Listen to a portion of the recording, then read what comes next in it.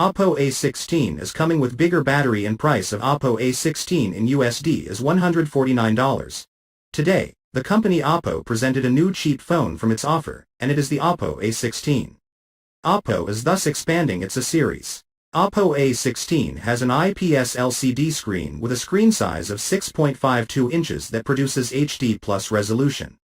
The phone can automatically adjust the brightness of the screen based on user behavior. The smartphone has 3 cameras on the back.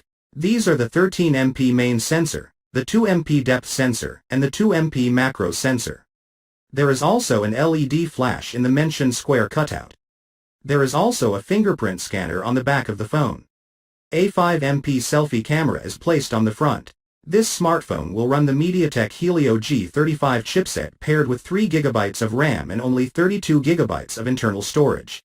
The device also has a microSD card slot.